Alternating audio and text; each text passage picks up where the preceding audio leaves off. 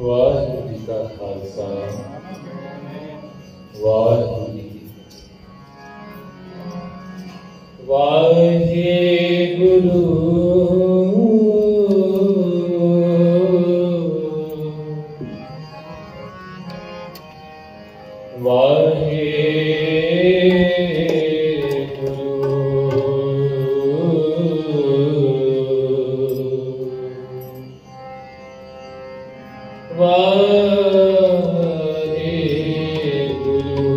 भूले मार्ग जिन बताया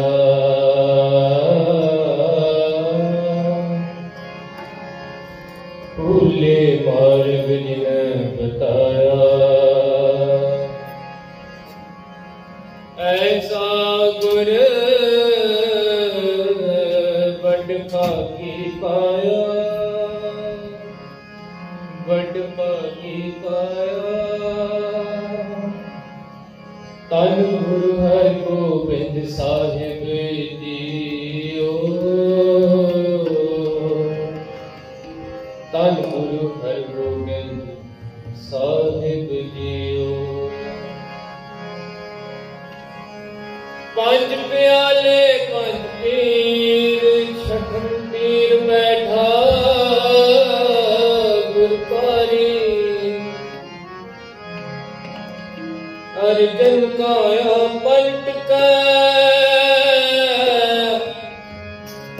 मूरत हर गोबिंद सवारी धन गुरु हर गोबिंद साहिब जीओ मूरत हर गोबिंद सवारी चली पीढ़ी सोटियां रूप दिखावन वारो वारी दल पंजन गुर सूरमा दल पंजन गुर सूरमा सूरमा सूरमा खालसा मेरो रूप है खालसा मेरो रूप है खालसे मैं हो करोने बात दल पंजन गुर सूरमा वड जोधा पर उपकारी तन गुरु हर गोबिंद साहिब जीओ वड जोधा पर उपकारी पुछन सिख अरदास कर छे मैला तक दर्श निहारी अगम अगोचर सतगुरु बोले मुखते सुनो संसारी कल युग पीढ़ी सोटियां नेचन नीव तुसार खलारी जुग जुग सतगुर करे अवतारी अर्जन काया पलट मूरत हर गोबिंद सवारी दल पंजन गुर सूरमा दल पंजन गुर सूरमा गुर सूरमा गुर सूरमा सूरज किरण मिले सूरज किरण मिले जल का जल हुआ राम तन गुरु हर गोबिंद साहिब जीओ ज्योति ज्योतिर्ली ज्योति ज्योतिर्ली संपूर्ण दिया राम संपूर्ण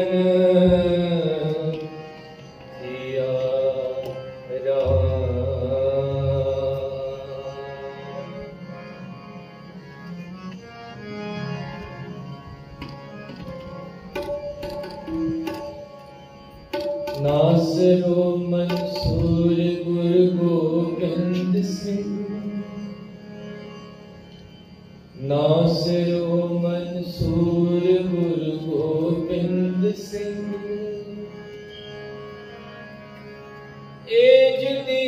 मंसूर गुरु गोबिंद सिंह नासिरो मंसूर गुरु गोबिंद सिंह एक जी मंसूर गुरु गोबिंद सिंह नासिरो मंसूर गुरु गोबिंद सिंह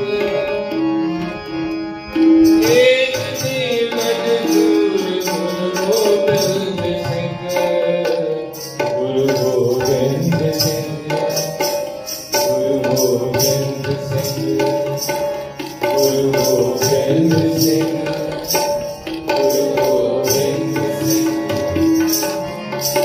अपना मंसूर गुरु गोबिंद सिंह अपना मंसूर गुरु गोबिंद सिंह जुमला पैदे नूर गुरु गोबिंद सिंह अपना मंसूर गुरु गोबिंद सिंह जुमला पैदे नूर गुरु गोबिंद सिंह गुरु गोबिंद सिंह गुरु गोबिंद सिंह गोबिंद सिंह गुरु गोबिंद सिंह हक हक अगाह गुरु गोबिंद सिंह हक हक अगाह गुरु गोबिंद सिंह शाह शहंशाह गुरु गोबिंद सिंह हक हक अगाह गुरु गोबिंद सिंह शाह शहंशाह गुरु गोबिंद सिंह गुरु गोबिंद सिंह गुरु गोबिंद सिंह गुरु गोबिंद सिंह गुरु गोबिंद सिंह नासिरो मंसूर गुरु गोबिंद सिंह एक जी मंसूर गुरु गोबिंद सिंह नासिरो मंसूर गुरु गोबिंद सिंह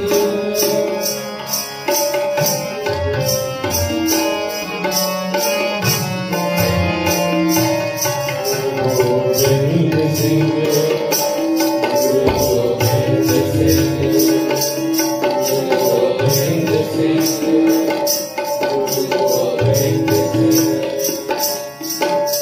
फर्द आलम शाह गुरु गोबिंद सिंह फर्द आलम शाह गुरु गोबिंद सिंह खत्म राजा का गुरु गोबिंद सिंह फर्द आलम शाह गुरु गोबिंद सिंह खत्म राजा का गुरु गोबिंद सिंह गुरु गोबिंद सिंह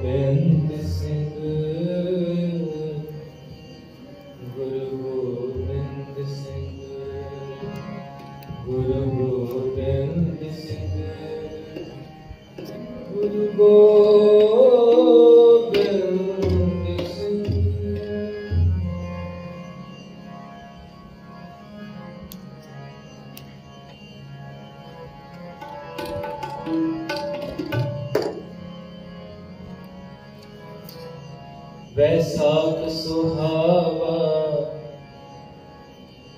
लगे जहाँ संत पीटे हर सोए सुरत शब्द मन माना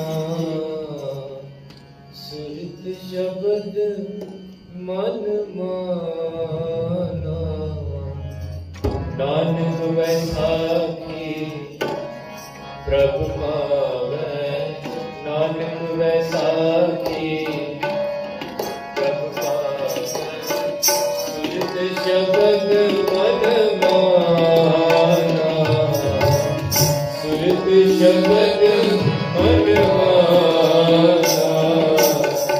नानक वैसाखी प्रभु पावै नानक वैसाखी प्रभु पावै सुरत जगत मन माना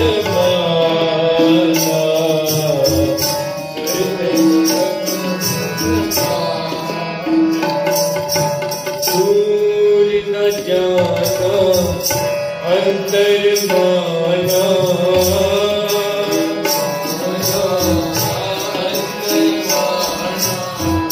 दूर न जाना अंतर माना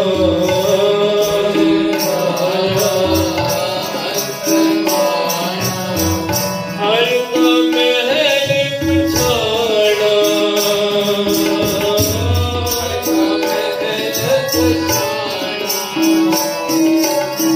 हर का महल पछाड़ा हर का महल पछाड़ा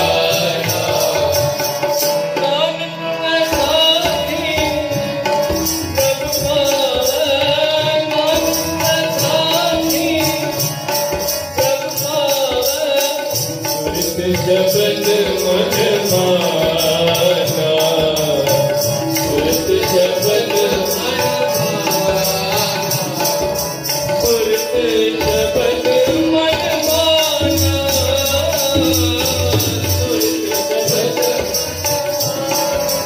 दूर न जाना अंतर माना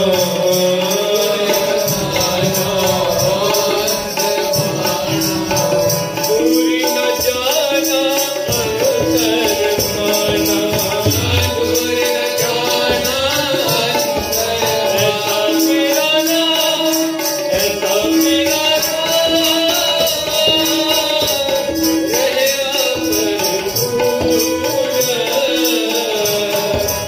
ऐसा मेरा नाम ऐसा मेरा रहे निकट बसै नहीं हर दूर निकट बसै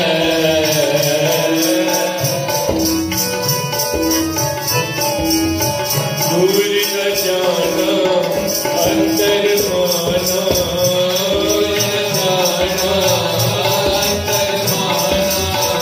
दूर न जाना अंतर माना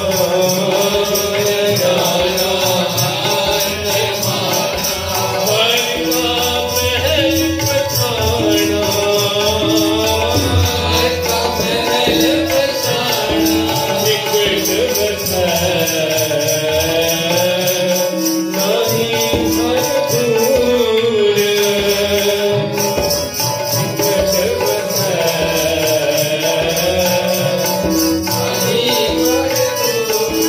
ऐसा मेरा नाम ऐसा मेरा नाम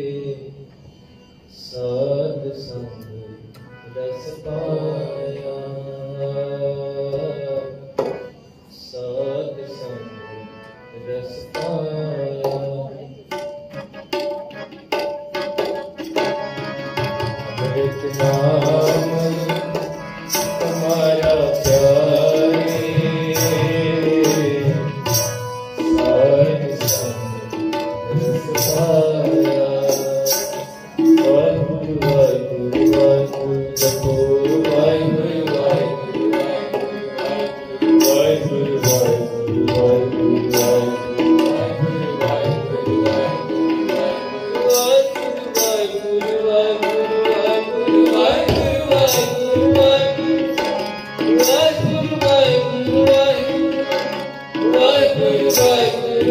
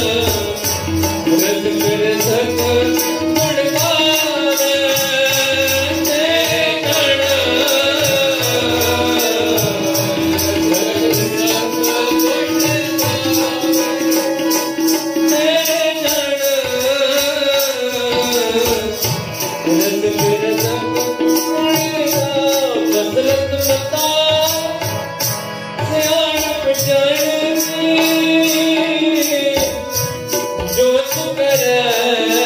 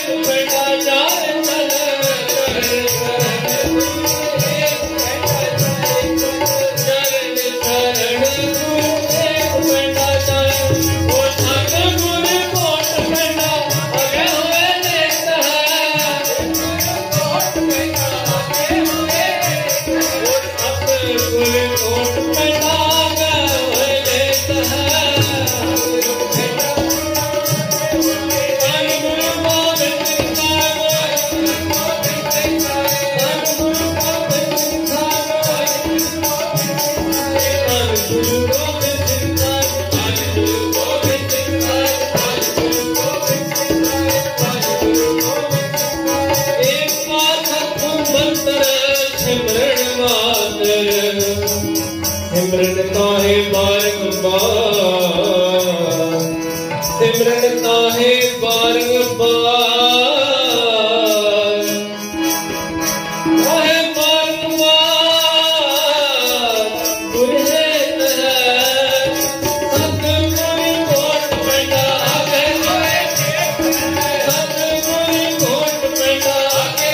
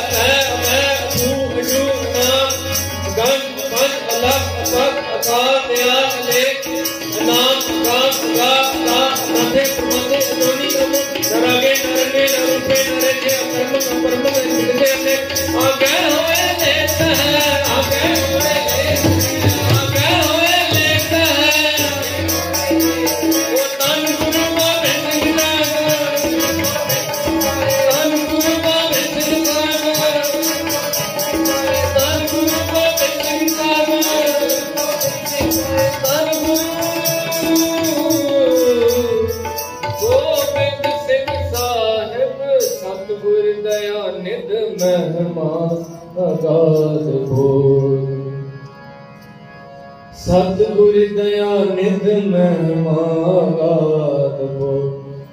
नमो नमो नमो नमो नीत नीत नीत है पावनी भगत पाए कौड़ी अगर पाप रखै ताहे गुर सर्व निदान ताहे गुर सर्व निदान दान देत है दान देत है सतगुर कोट पैंडा आगे हुए लेत है सतगुर कोट पैंडा आगे हुए लेत चरण शरण गुर एक पैंडा जाए चरण शरण गुर एक पैंडा जाए सतगुर कोट पैंडा आगे हुए लेत है सतगुर कोट पैंडा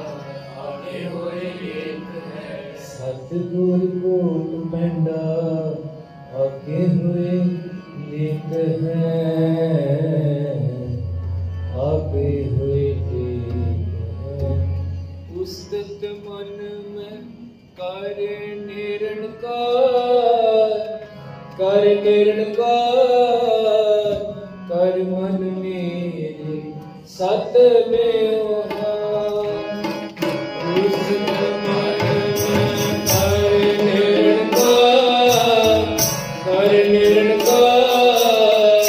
कर मन मेरे सत में कर मन मेरे सत में कर मन मेरे सत में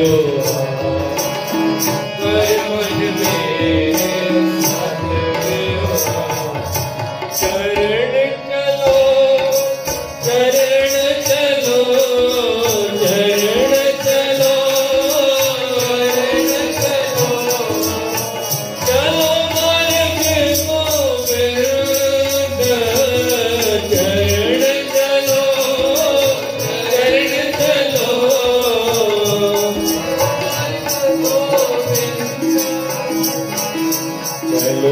मार्ग गोविंद चलो मार्ग गोविंद चलो मार्ग गोविंद चलो मार्ग गोविंद चरण चलो चरण चलो चलो मार्ग गोविंद चरण चलो चरण चलो चलो मार्ग गोविंद ओ निर्मल रसना अमृत पियो सदा सोहेला कर ले जियो निर्मल रसना अमृत पियो सदा सोहेला कर ले जियो सदा सोहेला कर ले जियो सदा सोहेला कर ले उन्हें पीठ ठाकुर का रंग ठाकुर का रंग साध संग मिलता सब संग नैनो में ठाकुर का रंग साध संग मिलते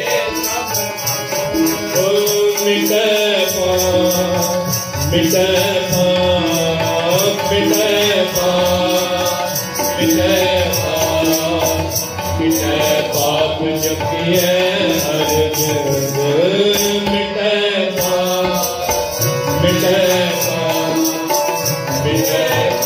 जपिए हर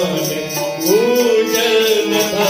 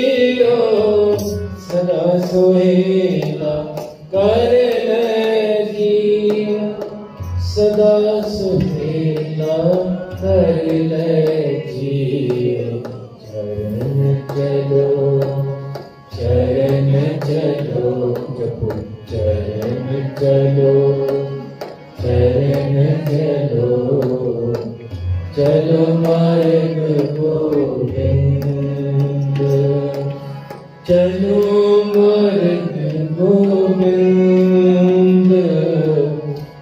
चलो मार्ग गोविंद, चलो मार्ग गोविंद, चलो मार्ग गोविंद, चरण चलो, चरण चलो, चलो मार्ग गोविंद, चलो मार्ग गोविंद, चलो मार्ग गोविंद। वाहिगुरु वाहिगुरु जी का खालसा, वाहिगुरु जी।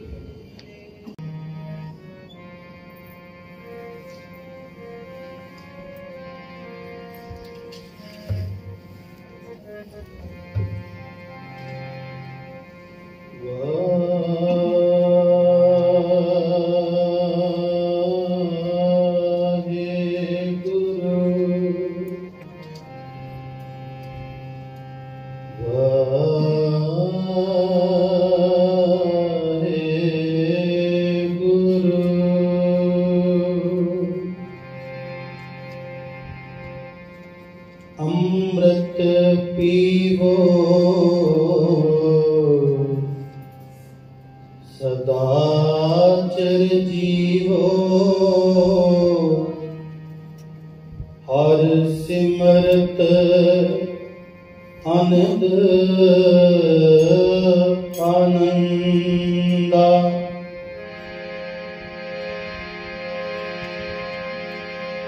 पीवो पावल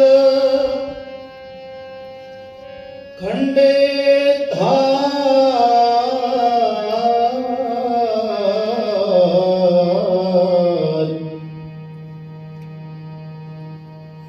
पीवो पावल खंडे धार, होए जन्म सोहेला। अमृत पीवो सदाचर जीवो,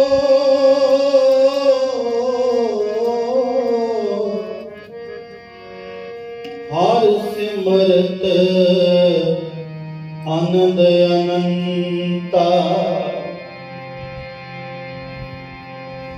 अमृत नाम निधान है, मिल पीवो पाई। आनंद गुणी निधान, गुरु गरीब निवार, गरीब निवार। हरे अमृत पान करो साध संग,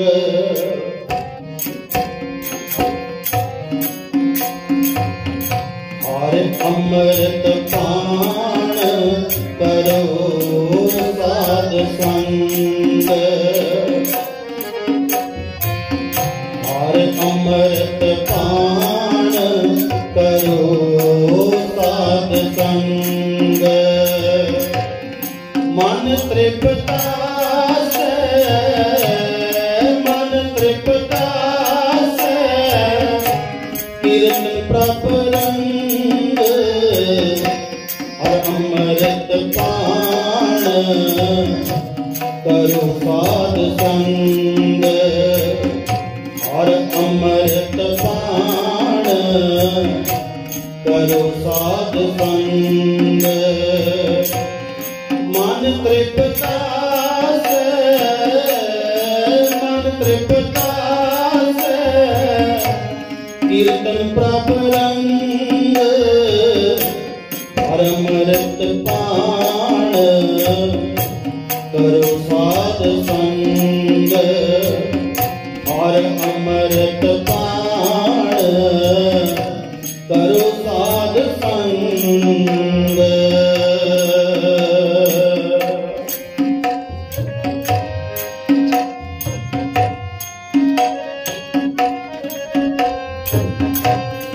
द्वादशी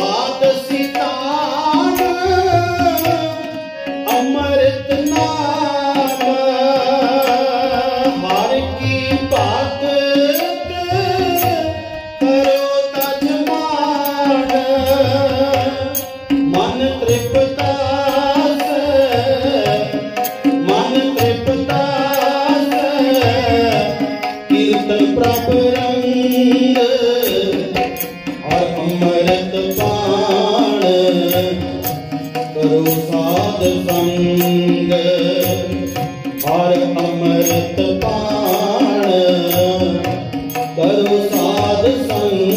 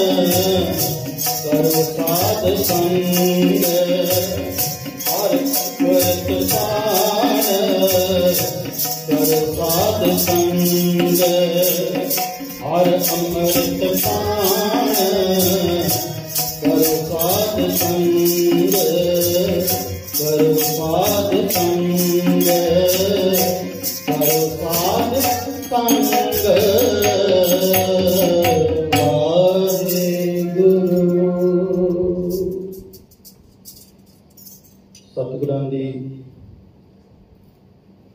पावन पवित्र हजूरी अंदर जुड़ बैठे सर्वत साध संगत जीओ,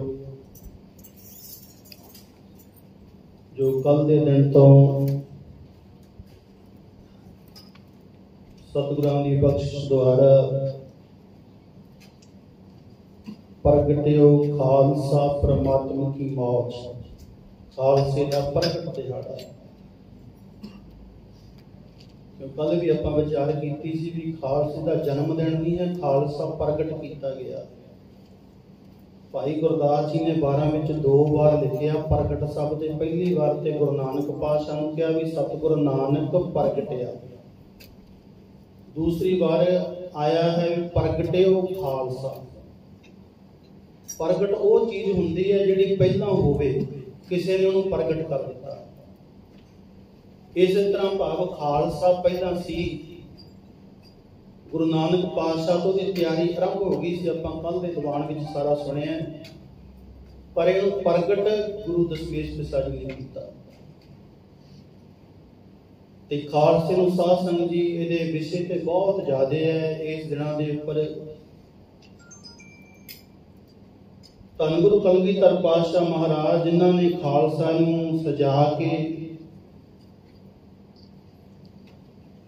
ਫਿਰ ਇਹਨੂੰ ਰਹਿਤਾਂ ਦਿੱਤੀਆਂ ਸੀ ਰਹਿਣ ਵਾਸਤੇ, ਇਹਦਾ ਜੀਵਨ, ਇਹਦਾ ਲਾਈਫ ਸਟਾਈਲ ਇਹਦਾ ਕਿਹੋ ਜਿਹਾ ਹੋਣਾ ਚਾਹੀਦਾ, ਜੋ ਕਿ ਇਸ ਦਿਨਾਂ ਦੇ ਨਾਲ ਬਹੁਤ ਮਹੱਤਵ ਰੱਖਦੀਆਂ, ਮਹੱਤਵਪੂਰਨ ਚੀਜ਼ਾਂ ਨੇ। ਕਿਉਂਕਿ ਜੇ ਇਹ ਰਹਿਤ ਨਹੀਂ ਹੈ ਤਾਂ ਗੁਰੂ ਜੀ ਨੇ ਸਾਫ਼ ਕਹਿ ਦਿੱਤਾ ਵੀ ਉਹ ਮੇਰਾ ਸਿੱਖ ਨਹੀਂ ਹੈ। ਰਹਿਤ ਬਿਨਾ ਨਹਿ ਸਿੱਖ ਕਹਾਵੇ। ਵੀ ਸਿੱਖਾ ਜੇ ਤੇਰੀ ਰਹਿਤ ਨਹੀਂ ਹੈ, ਤੇਰਾ ਜੀਵਨ ਤੂੰ ਕਿਹੋ ਜਿਹਾ ਬਤੀਤ ਕਰਦਾ, ਜੀਵਨ ਤੇਰਾ ਚੰਗਾ ਨਹੀਂ ਹੈ, ਤੂੰ ਮੈਨੂੰ ਚੰਗਾ ਨਹੀਂ ਲੱਗਦਾ। ਭਾਵੇਂ ਗੁਰਦੁਆਰੇ ਤੂੰ ਹਰ ਰੋਜ਼ ਆਉਣਾ ਹੈ, ਸਭ ਕੁਝ ਕਰਦਾ ਹੈ, ਪਰ ਰਹਿਤ ਪਿਆਰੀ ਮੁਝ ਕੋ ਸਿੱਖ ਪਿਆਰਾ। ਸਾਫ਼ ਲਫ਼ਜ਼ਾਂ ਵਿੱਚ ਕਹਿ ਦਿੱਤਾ ਵੀ ਸਿੱਖਾ ਤੇਰੀ ਰਹਿਤ ਜਿਹੜੀ ਹੈ, ਤੇਰੀ ਰਹਿਣੀ ਬਹਿਣੀ ਹੈ, ਤੂੰ ਸਵੇਰ ਤੋਂ ਉੱਠ ਕੇ ਸ਼ਾਮ ਤੱਕ ਕੀ ਕਰਦਾ ਹੈ। ਗੁਰੂ ਰਾਮਦਾਸ ਮਹਾਰਾਜ ਸੱਚੇ ਪਾਤਸ਼ਾਹ ਨੇ ਸਾਰਾ ਸਮਝਾਇਆ। ਕਹਿੰਦੇ ਗੁਰ ਸਤਿਗੁਰ ਕਾ ਜੋ ਸਿੱਖ ਅਖਾਏ, ਸੋ ਭਲ ਕੇ ਉਠ ਹਰ ਨਾਮ ਤੇ ਆਵੇ। ਉਦਮ ਕਰੇ ਭਲ ਕੇ ਪ੍ਰਭਾਤੀ ਇਸ਼ਨਾਨ ਕਰੇ ਅੰਮ੍ਰਿਤ ਸਰ। ਫਿਰ ਚੜ੍ਹੇ ਦਿਵਸ ਗੁਰਬਾਣੀ ਗਾਵੇ, ਬਹਿੰਦੇ ਉੱਠਦੇ ਹਰ ਨਾਮ ਤੇ ਆਵੇ।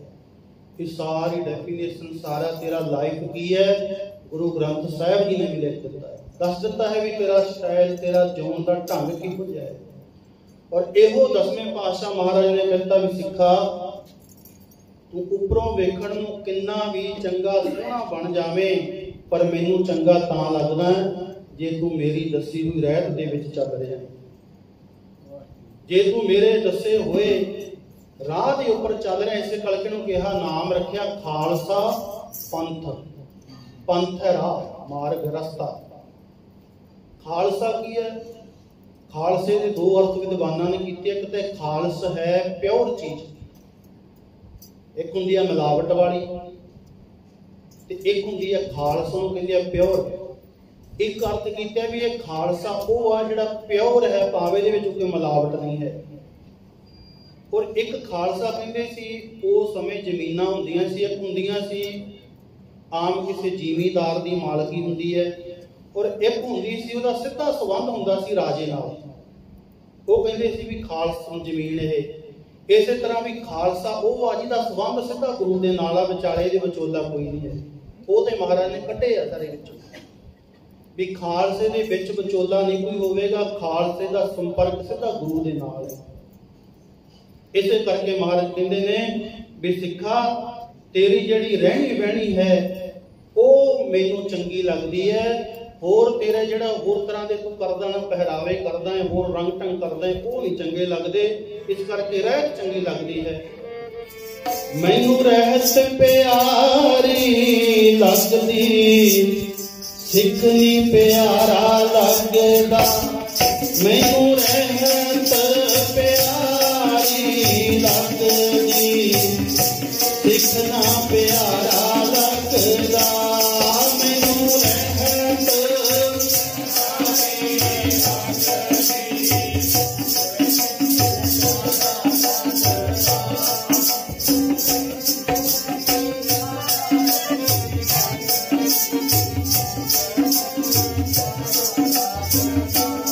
ਮੈਨੂੰ ਰਹਿਤ ਪਿਆਰੀ ਲੱਗਦੀ, ਜਿਤਨੀ ਪਿਆਰਾ ਲੱਗਦਾ। ਉਹ ਮੈਨੂੰ ਰਹਿਤ ਪਿਆਰੀ ਲੱਗਦੀ, ਜਿਤਨਾ ਪਿਆਰਾ ਲੱਗਦਾ। ਮੈਨੂੰ ਰਹਿਤ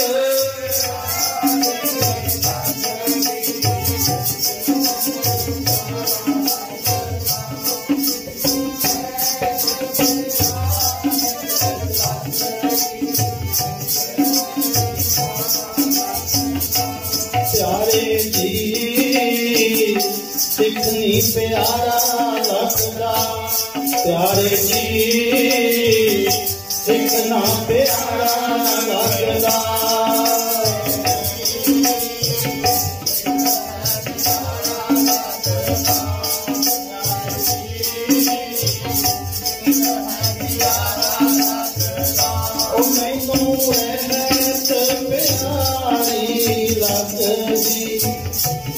सिखनी प्यारा लगदा मैनू रहत प्यारी लगदी सिखनी प्यारा लगदा मैनू रहत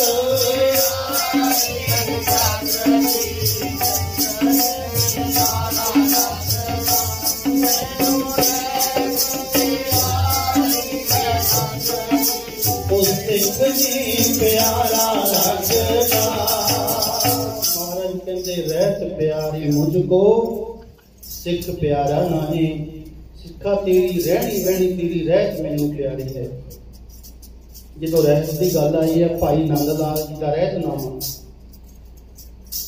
भाई देसा सिंह जी ओदा रहतनामा भाई प्रहलाद सिंह जी ओदा रहतनामा ये 3-4 सिख वो होए आ जेड़े नंदेड़ साहब की धरती ते गुरु गोबिंद सिंह महाराज के चरणों में सी उस समय जदों महाराज अपना शरीर त्यागन लगे है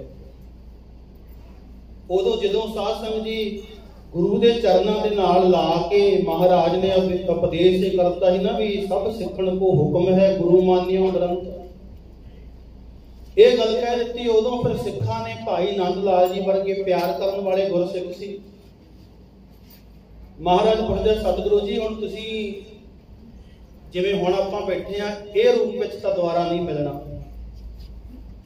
हुण दुबारा तुसीं मिलोगे शब्द रूप दे विच महाराज किरपा करके तां दस दे को हुण साडी तुहाडे तो बाद साडी रहणी बहणी किहो जी होनी चाहिए है।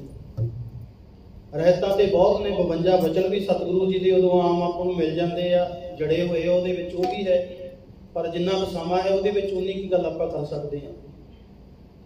रहतां ते बहुत महाराज ने दसियां जे तिन्ने ही रहतनामे पढ़ने होण ते बहुत समा लगदा है ਜਿਹੜੇ ਉਦੋਂ ਗੁਰਸਿੱਖਾਂ ने सामने बैठ के लिखे आ। महाराज जी इउं आसन ते बैठे आ ते सिख बैठे लिखी जाते हैं। गुरु बोल बोल के दस रहा भी सिखा मैनू की रहत प्यारी लगती है। कहते नंद लाल जी नूं महाराज कहते ने तब बोले गोबिंद सिंह सरल गिरा गंभीर सब सिखण की रहत है तुम्हें बताओ वीर। कहते फिर सिखो सुन लो प्रथम रहत जह जान खंडे की पहुल सके। सब तो पहली रहत ये दसी है जिहड़ा आपां शब्द पढ़िया ना अमृत पान करो साध संग। अमृत शब्द जिहड़ा है बहुत पुराना है। आपां जदों अमृत शब्द सुनते ना अपने दिमाग में उही अमृत याद आउंदा खंडे वाटे का भी अमृत। अमृत शब्द गुरबाणी विच उदों पहला भी आया तीसरे पातशाह वेले भी आया भगतां दी बाणी विच भी आया। अमृत का मतलब की है गुरु ने जिहड़ी भी चीज चंगी लगी उहदे वास्ते अमृत शब्द वरतिया। जे बाणी चंगी लगी तो बाणी नूं भी ये लिखिया भी अमृत बाणी हर हर तेरी सुन सुन होवे परम गत में। बाणी नूं भी कहता है बाणी अमृत है। नाम चंगा लग्या भी परमात्मा का नाम चंगा ते मारे कहते अमृत नाम निधान है मिलक पीवो भाई। इहनूं भी अमृत कह दिता। इत्थों तक दुध नूं भी अमृत कह दिता। महाराज बाणी विच इह आउंदा है कहते खड़ खाए अमृत दे। कहते पशु मिले चंगियाइयां वो बंदे नूं समझा रहे हैं। उहदे अर्थ भी बंदिया तेरे नाल तां पशु चंगा घाह खा के अमृत हुंदा तूं सत्ती पदार्थ खा के गांदी कढदा। ਉਹਦੇ अर्थ ਤੇ ਹੋਰ ਨੇ ਵੀ ਪਸ਼ੂ ਨੂੰ ਜਿਹੜਾ ਖੜ ਖਾ ਕੇ ਘਾਹ ਖਾ ਕੇ ਅੰਮ੍ਰਿਤ ਰੂਪੀ ਦੁੱਧ ਦਿੰਦਾ ਹੈ ਦੁੱਧ ਨੂੰ ਵੀ ਸਤਿਗੁਰੂ ਜੀ ਨੇ ਅੰਮ੍ਰਿਤ ਕਿਹਾ ਹੈ। ਖੜ ਖਾਏ ਅੰਮ੍ਰਿਤ ਦੇ। ਇਸ ਕਰਕੇ ਜਿਹੜਾ ਅੰਮ੍ਰਿਤ ਹੈ ਜਲ ਨੂੰ ਵੀ ਅੰਮ੍ਰਿਤ ਕਿਹਾ। ਹੁਣ ਅੰਮ੍ਰਿਤ ਸਰ ਹੈ ਸਰੋਵਰ ਸਰੋਵਰ ਵਿੱਚ ਹੈ ਜਲ ਅੰਮ੍ਰਿਤ ਦਾ ਸਰੋਵਰ ਉਹਨੂੰ ਵੀ ਅੰਮ੍ਰਿਤ ਕਿਹਾ। इस करके गुरु ने अमृत बहुत जगह ते शब्द वरतिया है। हर चंगी चीज लई गुरु ने अमृत शब्द वरतिया हुआ है। इसे करके ये जड़ा खंडे की पौल तैयार की है इनू भी नाम मिलया अमृत छकाउणा। पर असल है कि खंडे की पौल। भाई गुरदास जी ने 12 में लिखा पीवो पौल खंडे धार। खंडे की धारना तैयार की हुई पौल ਇਹਦਾ ਨਾਮ ਹੈ ਖੰਡੇ ਦੀ ਪੌਲ। ਪਰ ਆਪਾਂ ਨੂੰ ਅੰਮ੍ਰਿਤ ਕਹਿੰਦੇ ਆ। ਅੰਮ੍ਰਿਤ ਬਹੁਤ ਚੀਜ਼ਾਂ ਨੂੰ ਗੁਰੂ ਨੇ ਸ਼ਬਦ ਵਰਤਿਆ ਹੈ। ਤੇ ਹੁਣ ਇੱਥੇ ਵੀ ਸਤਿਗੁਰੂ ਜੀ ਨੇ ਕਿਹਾ ਵੀ ਤੇਰੀ ਸਭ ਤੋਂ ਪਹਿਲੀ ਰਹਿਤ ਇਹ ਹੈ ਕਿ ਤੂੰ ਅੰਮ੍ਰਿਤ ਪਾਨ ਕਰ। ਇਹੋ ਹੀ ਰਹਿਤ ਪਹਿਲੇ ਸਤਿਗੁਰੂ ਜੀ ਦੱਸ ਰਹੇ ਨੇ ਕਿ ਪ੍ਰਥਮ ਰਹਿਤ ਜਨ ਖੰਡੇ ਕੀ ਪੌਲ, ਖੰਡੇ ਦੀ ਪੌਲ ਕਿਹਾ ਇੱਥੇ। ਇਹ ਨਹੀਂ ਕਿਹਾ ਵੀ ਤੂੰ ਅੰਮ੍ਰਿਤ ਛਕ, ਅੰਮ੍ਰਿਤ ਤੇ ਹੋਰ ਚੀਜ਼ਾਂ ਨੂੰ ਬੜਾ ਕਿਹਾ, ਵੀ ਸਿੱਖ ਕਹੇਗਾ ਦੁੱਧ ਪੀਣ ਨੂੰ ਵੀ ਅੰਮ੍ਰਿਤ ਕਿਹਾ। ਇਸ ਕਰਕੇ ਇੱਥੇ ਸਪੈਸ਼ਲ ਕਹਿ ਦਿੱਤਾ ਵੀ ਖੰਡੇ ਕੀ ਪੌਲ, ਤੂੰ ਉਹ ਅੰਮ੍ਰਿਤ ਜਿਹੜਾ ਖੰਡੇ ਨਾਲ ਤਿਆਰ ਕੀਤਾ ਹੋਇਆ ਛਕਣਾ ਹੈ। ਇਹ ਪਹਿਲੀ ਰਹਿਤ ਸਤਿਗੁਰੂ ਜੀ ਨੇ ਰਹਿਤ ਨਾਮਿਆਂ ਵਿੱਚ ਭਾਈ ਦੇਸਾ ਜੀ ਵੀ ਇਹੋ ਲਿਖਦਾ, ਭਾਈ ਪ੍ਰਹਲਾਦ ਜੀ ਵੀ ਇਹੋ ਲਿਖਦਾ, ਤੇ ਭਾਈ ਨੰਦ ਲਾਲ ਜੀ ਸਭ ਤੋਂ ਪਿਆਰਾ ਗੁਰਸਿੱਖ ਉਹ ਵੀ ਇਹੋ ਰਹਿਤ ਲਿਖਦਾ ਵੀ ਸਿੱਖਾ ਤੇਰੀ ਸਭ ਤੋਂ ਪਹਿਲੀ ਰਹਿਤ ਇਹ ਹੈ। ਔਰ ਸਾਨੂੰ ਇੱਕ ਡਰਾ ਦਿੱਤਾ ਜਾਂਦਾ ਵੀ ਅੰਮ੍ਰਿਤ ਛਕਣਾ ਬੜਾ ਉਹ ਹੋ ਜੂ, ਤੈਨੂੰ ਰਹਿਤ ਰੱਖਣੀ ਬੜੀ ਔਖੀ ਹੈ। ਸਾਧ ਸੰਗ ਆਪਾਂ ਕੌਣ ਹੁੰਦੇ ਆ ਅੰਮ੍ਰਿਤ ਨੂੰ ਰੱਖਣ ਵਾਲੇ? ਅੰਮ੍ਰਿਤ ਤਾਂ ਸਾਨੂੰ ਰੱਖਦਾ।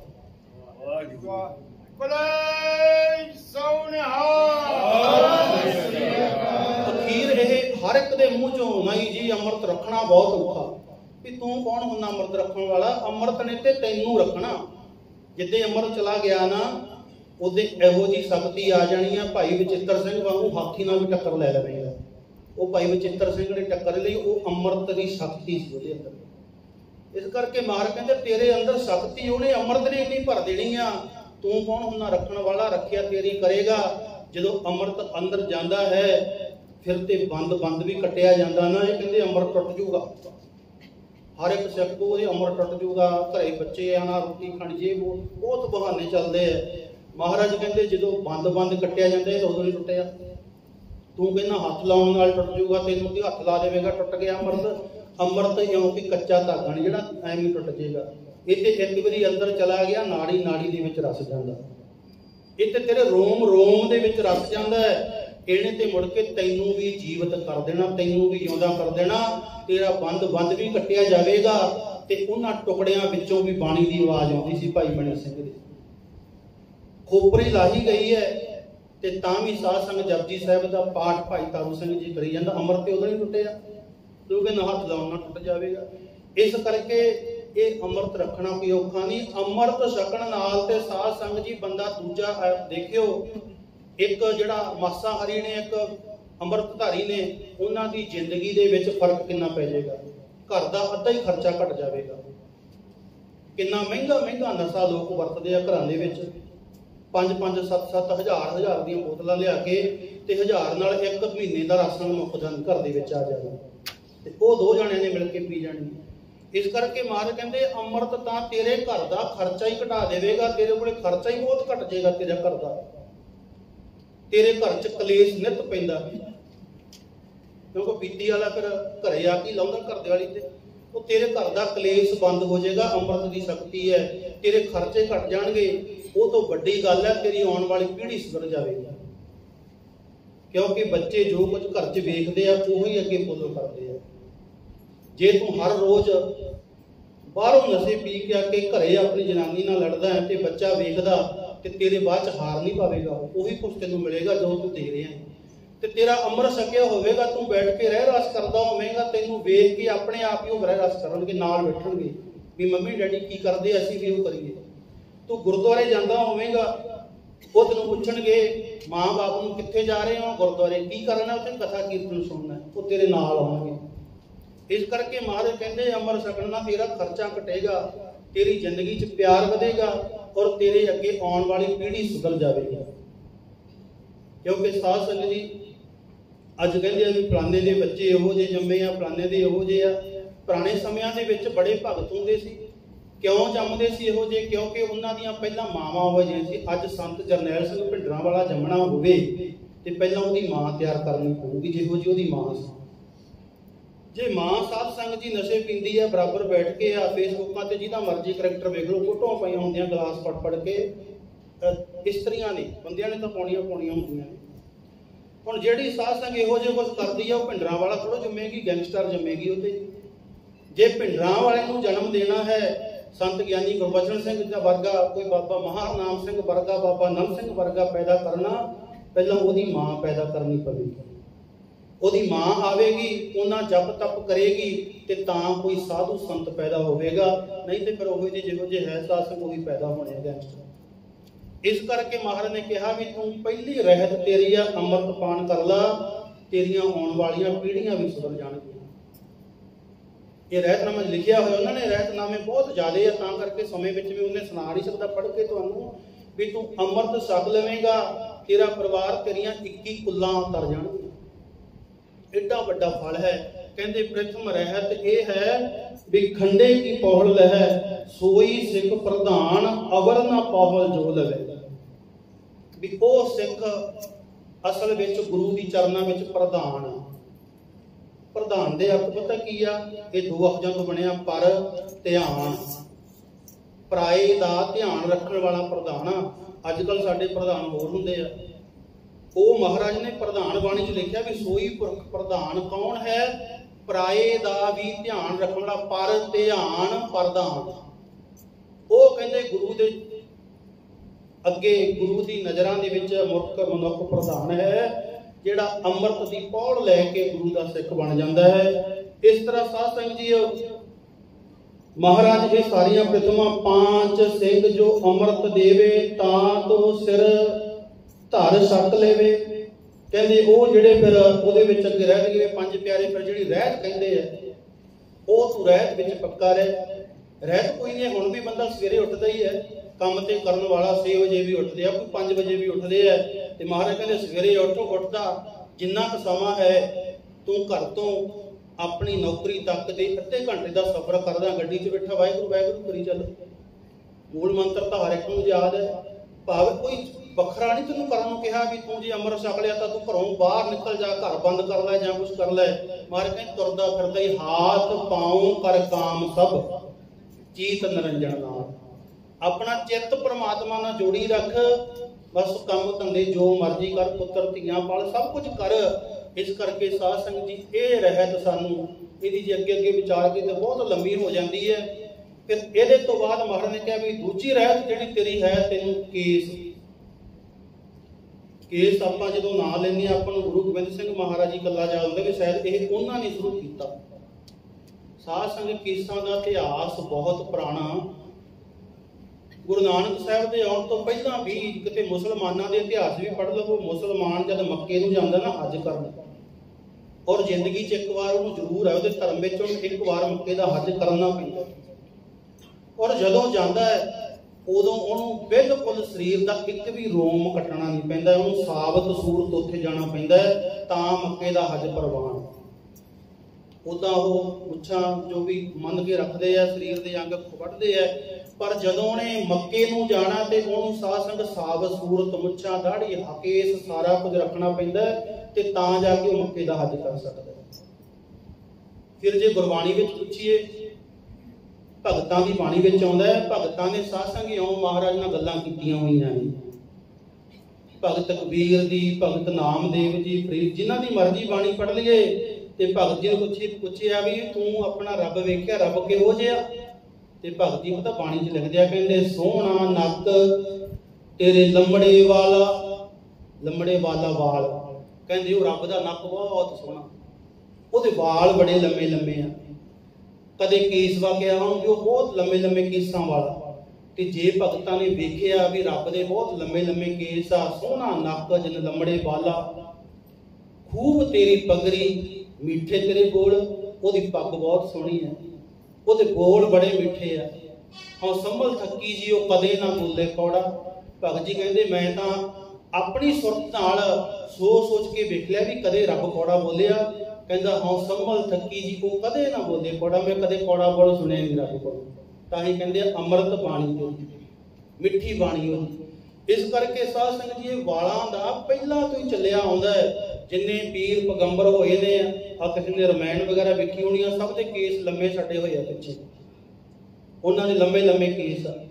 ਤੇ ਗੁਰੂ ਨਾਨਕ ਪਾਤਸ਼ਾਹ ਦੇ ਕੋਲੇ ਜਦੋਂ ਮਰਦਾਨਾ ਆਇਆ, ਉਦਾਸੀਆਂ ਤੇ ਜਾਣਾ ਸੀ, ਮਰਦਾਨੇ ਨੇ ਪੁੱਛਿਆ ਵੀ ਸੱਚੇ ਪਾਤਸ਼ਾਹ ਮੈਂ ਤੁਹਾਡੇ ਨਾਲ ਜਾਣਾ, ਕੋਈ ਮੇਰੇ, ਕਿਉਂਕਿ ਮੈਂ ਮੁਸਲਮਾਨ ਧਰਮ ਦੇ ਵਿੱਚੋਂ ਹਾਂ, ਮਰਾਸੀ ਜਾਤ ਦੇ ਵਿੱਚੋਂ ਹਾਂ, ਔਰ ਤੁਹਾਡਾ ਰਹਿਣੀ ਬਹਿਣੀ ਹੋਰ ਆ, ਵੀ ਕਿਰਪਾ ਕਰੋ ਮੈਨੂੰ ਕੋਈ ਢੰਗ ਤਰੀਕਾ, ਮੈਂ ਕਿਵੇਂ ਤੁਹਾਡੇ ਨਾਲ। ਮਹਾਰਾਜ ਨੇ 3 ਗੱਲਾਂ ਕੀਤੀਆਂ ਸੀ ਵੀ ਇੱਕ ਤਾਂ ਰੋਮ ਨਹੀਂ ਕੱਟਣੇ, ਇਹ ਗੁਰੂ ਨਾਨਕ ਪਾਤਸ਼ਾਹ ਨੇ ਕਿਹਾ ਹੋਇਆ ਭਾਈ ਮਰਦਾਨਾ ਜੀ ਨੂੰ ਵੀ, ਇੱਕ ਤੇ ਰੋਮ ਨਹੀਂ ਕੱਟਣੇ, ਦੂਸਰਾ ਕੋਈ ਨਸ਼ਾ ਨਹੀਂ ਕਰਨਾ ਹੈ, ਤੇ ਇੱਕ ਅੰਮ੍ਰਿਤ ਵੇਲੇ ਨੂੰ ਸਾਂਭਣਾ ਹੈ, ਅੰਮ੍ਰਿਤ ਵੇਲੇ ਉੱਠ ਕੇ ਬਾਣੀ ਪੜ੍ਹਨੀ ਹੈ, ਜੋ ਵੀ ਹੈ ਆਪਣਾ ਨਾਮ ਤੋਂ ਲੈਣਾ, ਭਾਵੇਂ ਵਾਹਿਗੁਰੂ ਰਾਮ ਜੋ ਵੀ ਪੜ੍ਹਨਾ ਹੈ।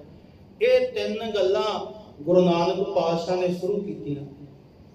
ਭਾਈ ਮਰਦਾਨੇ ਨੂੰ ਕਿਹਾ ਵੀ ਇਹ ਤਿੰਨ ਗੱਲਾਂ ਜੀਵਨ ਦੇ ਵਿੱਚ ਆਪਣੇ ਪੱਕੀਆਂ ਰੱਖੀ, ਤੈਨੂੰ ਕਦੇ ਕੋਈ ਦੁੱਖ ਨਹੀਂ ਹੋਵੇਗਾ। ਤੇ ਉਹਨੇ ਰਹਿਤ ਰੱਖੀ ਕਰਕੇ ਗੁਰੂ ਨਾਨਕ ਪਾਤਸ਼ਾਹ ਨੇ ਉਹਨੂੰ ਭਾਈ ਦਾ ਦਰਜਾ ਦਿੱਤਾ। ਭਾਈ ਮਰਦਾਨਾ, ਮਰਦਾਨਾ ਮੇਰਾ ਭਾਈ ਹੈ, ਮੇਰਾ ਭਰਾ। ਗੁਰੂ ਨਾਨਕ ਨੇ ਆਪਣਾ ਭਰਾ ਬਣਾ ਲਿਆ ਜਿਹਨੇ ਕੇਸ ਰੱਖੇ ਹੋਏ ਸੀ। ਸਾਧ ਸੰਗਤ ਜੀ, ਆਪਾਂ ਗੁਰੂ ਗੋਬਿੰਦ ਸਿੰਘ ਦੇ ਪੁੱਤਰ ਬਣਨਾ ਤੇ ਉਹਦੀ ਰਹਿਤ ਸਾਨੂੰ ਰੱਖਣੀ ਪਵੇਗੀ। ਇਸ ਕਰਕੇ ਮਹਾਰਾਜ ਕਹਿੰਦੇ ਨੇ ਵੀ ਇਹ ਰਹਿਤ ਦੂਸਰੀ ਹੈ ਤੇਰੀ, ਕਿ ਤੈਨੂੰ ਰਹਿਤ ਜਿਹੜੀ ਹੈ ਕੇਸ, ਇਹ ਰਹਿਤ ਰੱਖਣੀ ਪਵੇਗੀ। ਕਿਉਂਕਿ ਇਹ ਗੁਰੂ ਨਾਨਕ ਪਾਤਸ਼ਾਹ ਤੋਂ ਸ਼ੁਰੂ ਹੁੰਦੀ ਅੱਗੇ ਸੱਤਵੇਂ ਪਾਤਸ਼ਾਹ, ਬਹੁਤ ਇਤਿਹਾਸ ਦੇ ਵਿੱਚ ਇਹਦਾ ਜ਼ਿਕਰ ਆਉਂਦਾ ਹੈ ਵੀ ਮਹਾਰਾਜ ਨੇ ਨਸ਼ੇ ਤੋਂ, ਇਹਨਾਂ ਗੱਲਾਂ ਤੋਂ, ਤਮਾਕੂ ਚੱਲਦਾ ਸੀ ਇਹਨਾਂ ਤੋਂ, ਤੇ ਕੇਸ ਰੱਖਣ ਨੂੰ ਇਹ ਗੱਲਾਂ ਮਹਾਰਾਜ ਕਹਿੰਦੇ ਰਹੇ ਆ। ਤੇ ਇਹੋ ਰਹਿਤ ਦਸਵੇਂ ਪਾਤਸ਼ਾਹ ਨੇ ਸਾਨੂੰ ਦਿੱਤੀ ਹੈ। ਔਰ ਸਾਧ ਸੰਗਤ, ਦਸਵੇਂ ਪਾਤਸ਼ਾਹ ਕੇਸਾਂ ਨੂੰ ਕਿੰਨਾ ਪਿਆਰ ਕਰਦੇ ਆ ਨਾ। ਜੇ ਆਪਾਂ ਉਹਨਾਂ ਦੇ ਇਤਿਹਾਸ ਪੜ੍ਹੀਏ, ਲੋਕਾਂ ਨੇ ਬਣਾਏ ਨੇ ਆਪਣੇ, ਕਿਸੇ ਨੇ ਆਪ ਦੇ ਨਾਂ ਤੇ ਕਿਲਾ ਬਣਾਤਾ, ਕਿਸੇ ਨੇ ਆਪ ਦੇ ਨਾਂ ਤੇ ਨਿਵਾਸ, ਗਿੱਲ ਨਿਵਾਸ, ਸਾਧੂ ਫਲਾਣਾ ਨਿਵਾਸ ਇਸ ਤਰ੍ਹਾਂ ਲਿਖੇ ਹੋਏ ਆ। ਪਰ ਗੁਰੂ ਨਾਨਕ ਪਾਤਸ਼ਾਹ ਨੇ ਆਪਣਾ ਘਰ ਕੀ ਬਣਾਇਆ? ਉਹਦਾ ਨਾਂ ਰੱਖਿਆ ਕੇਸਗੜ੍ਹ। ਅਨੰਦਪੁਰ ਸਾਹਿਬ ਜਾਂਦੇ ਆ ਨਾ, ਜਿਹੜੀ ਜਗ੍ਹਾ ਤੇ ਅੰਮ੍ਰਿਤ ਛਕਾਇਆ ਮਹਾਰਾਜ ਨੇ, ਉਹਦਾ ਨਾਂ ਹੀ ਰੱਖਤਾ ਕੇਸਗੜ੍ਹ। ਗੜ੍ਹ ਹੁੰਦਾ ਕਿਲਾ। ਜਿਵੇਂ ਕਿਲੇ ਉੱਤੇ ਹੋਰ ਵੀ ਬਣੇ ਹੋਏ ਆ, ਲੋਹਗੜ੍ਹ, ਆਨੰਦਗੜ੍ਹ ਤੇ ਸਾਧ ਸੰਗਤ ਜੀ ਫਤਿਹਗੜ੍ਹ। ਇਹ 5 ਕਿਲੇ ਮਹਾਰਾਜ ਨੇ ਬਣਾਏ ਹੋਏ ਆ। ਆਨੰਦਗੜ੍ਹ ਜਿਹੜਾ ਹੈ ਉਹਦੇ ਵਿੱਚ ਮਹਾਰਾਜ ਦੀ ਆਪਣੀ ਰਿਹਾਇਸ਼ ਹੁੰਦੀ ਸੀ। ਲੋਹਗੜ੍ਹ ਦੇ ਵਿੱਚ ਸ਼ਾਸਤਰ ਤਿਆਰ ਹੁੰਦੇ ਸੀ। ਇੱਕ ਹੋਲਗੜ੍ਹ, ਉੱਥੇ ਹੋਲਾ ਮਹੱਲਾ ਮਨਾਇਆ ਜਾਂਦਾ ਸੀ। ਇਸ ਤਰ੍ਹਾਂ ਸਾਰੇ ਬਣਾਏ ਸੀ। ਪਰ ਜਿੱਥੇ ਖਾਲਸਾ ਨੂੰ ਸਾਜਿਆ ਹੈ ਉਹਦਾ ਨਾਮ ਹੀ ਰੱਖਿਆ ਕੇਸਗੜ੍ਹ। ਕਿਲੇ ਕਿਉਂ ਬਣਾਏ ਜਾਂਦੇ ਆ? ਕਿਉਂਕਿ ਕਿਲੇ ਬਹੁਤ ਮਜ਼ਬੂਤ ਹੁੰਦੇ ਆ। ਉਹਦੇ ਵਿੱਚ ਜਿਹੜਾ ਬੰਦਾ ਰਹਿੰਦਾ ਹੈ ਉਹਨੂੰ ਬਾਹਰਲੇ ਦੁਸ਼ਮਣਾਂ ਦਾ ਕੋਈ ਡਰ ਨਹੀਂ ਰਹਿੰਦਾ ਵੀ ਕੋਈ ਆ ਕੇ ਮਾਮੂਲੀ ਜਿਹਾ ਬੰਦਾ ਮਾਰ ਦੇਵੇਗਾ। ਇੰਨਾ ਉਹ ਪਹਿਰੇ ਦੇ ਵਿੱਚ ਰਹਿੰਦਾ ਹੈ। ਇਸੇ ਕਰਕੇ ਮਹਾਰਾਜ ਨੇ ਉਹਦਾ ਨਾਮ ਰੱਖਤਾ ਕੇਸਗੜ੍ਹ। ਇਹ ਕੇਸਾਂ ਦਾ ਕਿਲਾ। ਜਿੰਨਾ ਚਿਰ ਤੂੰ ਇਸ ਕਿਲੇ ਦੇ ਵਿੱਚ ਰਹੇਗਾ, ਬਾਹਰਲੇ ਬੈਰੀ ਔਰ ਤੇਰੇ ਅੰਦਰਲੇ ਬੈਰੀ ਕੁਝ ਨਹੀਂ ਵਿਗਾੜ ਸਕਣਗੇ। ਜਿੱਦਾਂ ਇਸ ਕਿਲੇ ਚੋਂ ਬਾਹਰ ਹੋ ਗਿਆ, ਤੂੰ ਕੇਸਾਂ ਦੇ ਕਿਲੇ ਚੋਂ ਬਾਹਰ ਨਿਕਲ ਗਿਆ, ਗੜ੍ਹ ਚੋਂ, ਉਦੋਂ ਤਾਂ ਫਿਰ ਤੂੰ ਅੱਜ ਵੀ ਮਰਿਆ ਤੇ ਭਲਕੇ। ਇਹ ਰਹਿਤ ਦੇ ਵਿਸ਼ਵਾਸ ਵਿੱਚ ਦੱਸਿਆ ਹੋਇਆ ਕਿ ਆਪਾਂ ਕੋਲੋਂ ਨਹੀਂ, ਕਿਉਂਕਿ ਇਹ ਦਿਨ ਚੱਲਦੇ ਆ ਤੇ ਗੱਲ ਕਰਨੀ ਪੈਣੀ ਹੈ। ਮਹਾਰਾਜ ਨੇ ਜੋ ਕਿਹਾ ਵੀ ਉਹਦਾ ਨਾਮ ਹੀ ਕੇਸਗੜ੍ਹ ਰੱਖ ਦਿੱਤਾ ਕਿ ਸਿੱਖਾ, ਮੈਂ ਕੇਸਾਂ ਨੂੰ ਇੰਨਾ ਪਿਆਰ ਕੀਤਾ, ਮੈਂ ਕੇਸਾਂ ਦੇ ਨਾਂ ਦੇ ਉੱਪਰ ਹੀ ਕਿਲਾ ਬਣਾ ਦਿੱਤਾ, ਉਹਦਾ ਨਾਮ ਹੀ ਕੇਸਗੜ੍ਹ ਰੱਖ ਦਿੱਤਾ। ਆਪਾਂ ਅਰਦਾਸ ਕਰਦੇ ਹਾਂ, ਅਰਦਾਸ ਵਿੱਚ 3 ਵਾਰੀ ਕੇਸਾਂ ਦਾ ਨਾਮ ਆਉਂਦਾ। ਇੱਕ ਵਾਰੀ ਆਪਾਂ ਪੜ੍ਹਦੇ ਹਾਂ ਵੀ ਜਿਨ੍ਹਾਂ ਨੇ ਖੋਪਰੀਆਂ ਲਹਾਈਆਂ। ਹੁਣ ਖੋਪਰੀ ਕਿਹਦੀ ਲਾਈ ਹੈ? ਭਾਈ ਤਾਰੂ ਸਿੰਘ ਦੀ। ਤੇ ਭਾਈ ਤਾਰੂ ਸਿੰਘ ਦੀ ਖੋਪਰੀ ਲਾਹੀ ਕਿਉਂ? ਕਿਉਂਕਿ ਉਹਦੇ ਕੇਸ ਕੱਟਣੇ ਚਾਹੁੰਦੇ ਸੀ। ਉਹ ਕਹਿੰਦਾ ਮੈਂ ਕੱਟਣ ਨਹੀਂ ਦੇਣੇ। ਉਹਦਾ ਵੀ ਸੰਬੰਧ ਕੇਸਾਂ ਨਾਲ ਜੁੜਦਾ ਵੀ ਖੋਪਰੀ ਲਹਾ ਦਿੱਤੀ ਸਿੱਖਾ। ਤੂੰ ਨਿਤ ਪੜ੍ਹਦਾ ਅਰਦਾਸ ਦੇ ਵਿੱਚ ਕਿ ਜਿੱਦਾਂ ਸਿੰਘਾਂ ਸਿੰਘਣੀਆਂ ਨੇ ਖੋਪਰੀਆਂ ਲਹਾਈਆਂ, ਦੇਖ ਉਹਨੇ ਖੋਪਰੀ ਲਹਾ ਦਿੱਤੀ। ਫਿਰ ਉਸੇ ਤੁਕ ਵਿੱਚ ਆਉਂਦਾ ਹੈ ਵੀ ਜਿਨ੍ਹਾਂ ਸਿੰਘਾਂ ਸਿੰਘਣੀਆਂ ਨੇ ਕੇਸਾਂ ਸਵਾਸਾਂ ਸੰਗ ਸਿੱਖੀ ਨਿਭਾਈ ਹੈ, ਵੀ ਆਪਣੇ ਸਵਾਸਾਂ ਦੇ ਨਾਲ ਕੇਸ ਨਿਭਾ ਦਿੱਤੇ ਹੈ। ਦੂਸਰੀ ਵਾਰ ਆ ਗਿਆ। ਤੀਸਰੀ ਵਾਰ ਸਿੱਖ ਗੁਰੂ ਕੋਲੋਂ ਦਾਨ ਮੰਗਦਾ, ਸਭ ਤੋਂ ਅਖੀਰ ਤੇ ਜਾ ਕੇ ਸਿੱਖਾਂ ਨੂੰ ਸਿੱਖੀ ਦਾਨ, ਕੇਸ ਦਾਨ। ਉੱਥੇ ਫੇਰ ਆ ਗਿਆ ਕੇਸ ਦਾਨ। ਇਹ ਦਾਨ ਵਿੱਚ ਲਈ ਹੋਈ ਚੀਜ਼ ਹੈ ਗੁਰੂ ਦੇ ਕੋਲੋਂ, ਇਹ ਕੋਈ ਨਹੀਂ ਹੈ। ਸਾਧ ਸੰਗਤ ਜੀ, 3 ਵਾਰੀ ਨਾਮ ਸਿੱਖ ਜਦੋਂ ਵੀ ਅਰਦਾਸ ਕਰਦਾ ਹੈ, ਭਾਵੇਂ ਉਹਦੇ ਕੇਸ ਹੈ ਨਹੀਂ ਹੈ, ਪਰ ਮੰਗਦਾ ਦਾਨ ਜ਼ਰੂਰ ਹੈ ਵੀ ਸਿੱਖਾਂ ਨੂੰ ਕੇਸ ਦਾਨ। ਸਤਿਗੁਰੂ ਜੀ ਆਹ ਦਾਨ ਦੇ, ਇਹ ਦਾਨ ਵਿੱਚ ਮਿਲੀ ਹੋਈ ਸਾਧ ਸੰਗਤ ਦੀ ਚੀਜ਼ ਹੈ। ਔਰ ਇਹਨਾਂ ਦੀ ਕਦਰ ਕੁਛ ਨਹੀਂ ਹੋਵੇ। ਜਦੋਂ ਸਤਿਗੁਰੂ ਜੀ ਨੇ ਪਹਿਲਾ ਯੁੱਧ ਭੰਗਾਣੀ ਦਾ ਯੁੱਧ ਕੀਤਾ, ਉਹਦੇ ਵਿੱਚ ਪੀਰ ਬੁੱਧੂ ਸਾਹਿਬ ਜੀ ਦੇ 4 ਪੁੱਤਰ ਤੇ 700 ਮਰੀਦ ਆਏ ਸੀ। ਜੰਗ ਮੁੱਕਿਆ, 2 ਪੁੱਤਰ ਪੀਰ ਜੀ ਦੇ ਸ਼ਹੀਦ ਹੋ ਗਏ ਉਹ ਜੰਗ ਦੇ ਵਿੱਚ। ਮਹਾਰਾਜ ਸਭ ਨੂੰ ਇਨਾਮ ਦੇ ਰਹੇ ਆ ਜਿਹੜੇ ਯੋਧਿਆਂ ਨੇ ਜੰਗ ਕੀਤਾ। ਤੇ ਜਦੋਂ ਪੀਰ ਬੁੱਧੂ ਸਾਹਿਬ ਦੀ ਵਾਰੀ ਆਈ ਹੈ, ਮਹਾਰਾਜ ਕਹਿੰਦੇ ਨੇ ਪੀਰ ਜੀ ਬਹੁਤ ਮਾੜਾ ਹੋਇਆ, ਤੇਰੇ 2 ਪੁੱਤਰ ਸ਼ਹੀਦ ਹੋ ਗਏ ਆ। ਪੀਰ ਜੀ ਕਹਿੰਦਾ ਨਾ ਮਹਾਰਾਜ ਇਹ ਗੱਲ ਨਾ ਕਹੋ, ਉਹ ਸ਼ਹੀਦ ਨਹੀਂ ਹੋਏ, ਉਹ ਤੇ ਅਮਰ ਹੋ ਗਏ ਆ। ਮੈਂ ਤੇ ਕਹਿੰਦਾ ਮੇਰੇ 2 ਬਚਦੇ ਨੇ, ਇਹ ਵੀ ਉਸੇ ਤਰ੍ਹਾਂ ਸ਼ਹੀਦ ਹੋ ਜਾਣਾ। ਉਹ ਮਰੇ ਨਹੀਂ, ਉਹ ਸ਼ਹੀਦ ਨਹੀਂ ਹੋਏ, ਉਹ ਤੇ ਸਦਾ ਵਾਸਤੇ ਅਮਰ ਹੋ ਗਏ। ਫਿਰ ਮਹਾਰਾਜ ਕਹਿੰਦੇ ਨੇ ਪੀਰ ਜੀ ਤੂੰ ਮੰਗ ਕੀ ਮੰਗਦਾ? ਤੇ ਪੀਰ ਬੁੱਧੂ ਸਾਹਿਬ ਨੇ ਮੰਗ ਮੰਗੀ ਸੀ, ਸੱਚੇ ਪਾਤਸ਼ਾਹ ਮੈਨੂੰ ਉਹ ਚੀਜ਼ ਦੇਵੋ ਜਿਹਨੂੰ ਤੁਸੀਂ ਸਭ ਤੋਂ ਵੱਧ ਪਿਆਰ ਕਰਦੇ ਹੋ। ਹੁਣ ਫਿਰ ਵੇਖੋ ਵੀ ਗੁਰੂ ਕਲਗੀਧਰ ਪਾਤਸ਼ਾਹ ਦਾ ਪਿਆਰ ਕਿਹਦੇ ਨਾਲ? ਉਹਨੂੰ ਕੋਈ ਸੋਨਾ ਚਾਂਦੀ ਨਹੀਂ ਦਿੱਤੀ, ਬਾਕੀ ਸਾਰਿਆਂ ਨੂੰ ਮੋਹਰਾਂ, ਸੋਨਾ ਚਾਂਦੀ, ਪੈਸਾ, ਧਨ ਦੌਲਤ ਦਿੱਤੀ ਹੈ। ਤੇ ਜਦੋਂ ਉਹਦੀ ਵਾਰੀ ਆਈ ਨਾ, ਮਹਾਰਾਜ ਕੇਸ ਵਾਹ ਰਹੇ ਸੀ, ਕੰਘਾ ਕਰ ਰਹੇ ਸੀ, ਕੰਘੇ ਦੇ ਵਿੱਚ ਥੋੜੇ ਜਿਹੇ ਵਾਲ ਫਸੇ, ਹੱਥਾਂ ਵਿੱਚ ਘੁੱਟ ਲਏ, ਕਹਿੰਦੇ ਪੀਰ ਜੀ ਮੈਨੂੰ ਸਭ ਤੋਂ ਪਿਆਰੇ ਕੇਸ ਆ। ਪੀਰ ਬੁੱਧੂ ਸਾਹਿਬ ਕਹਿੰਦਾ ਮਹਾਰਾਜ ਫਿਰ ਕਿਰਪਾ ਕਰ, ਝੋਲੀ ਅੱਡ ਲਈ, ਇਹੀ ਮੈਨੂੰ ਦੇ ਜਿਹੜੇ ਤੈਨੂੰ ਸਭ ਤੋਂ ਪਿਆਰੇ ਆ। ਤੇ ਉਹ ਸਾਧ ਸੰਗਤ ਕੇਸ ਲੈ ਕੇ ਆਪਣੇ ਘਰ ਗਿਆ। ਤੇ ਘਰ ਜਾ ਕੇ ਜਦੋਂ ਘਰ ਵਾਲੀ, ਉਹ ਇਤਿਹਾਸ ਤੇ ਲੰਮਾ ਹੈ ਆਪਾਂ ਸਾਹਮਣੇ ਵਿੱਚ ਹੀ, ਕਿ ਰੋਂਦੀ ਕਰਲਾਉਂਦੀ ਹੈ ਤੇ ਮਹਾਰਾਜ ਦੀ ਦਿੱਤੀ ਹੋਈ ਦਾਤ ਪੀਰ ਬੁੱਧੂ ਸਾਹਿਬ ਦਿਖਾਉਂਦਾ ਵੀ ਵੇਖ ਮੈਂ ਪੁੱਤ ਮਰਵਾ ਕੇ ਨਹੀਂ ਆਇਆ, ਆਹ ਵੇਖ ਗੁਰੂ ਨੇ ਦਿੱਤਾ ਕੀ ਹੈ। ਕਹਿੰਦੇ ਜਦੋਂ ਆਪਣੇ ਹੱਥਾਂ ਦੇ ਵਿੱਚ ਉਹ ਦਰਸ਼ਨ ਕਰਦੀ ਹੈ, ਇਉਂ ਲੱਗਦਾ ਜਿਵੇਂ ਹਜ਼ਰਤ ਮੁਹੰਮਦ ਦੇ ਚਰਨਾਂ ਦੇ ਵਿੱਚ ਦੋਨੇ ਪੁੱਤ ਬੈਠੇ ਹੋਏ ਆ।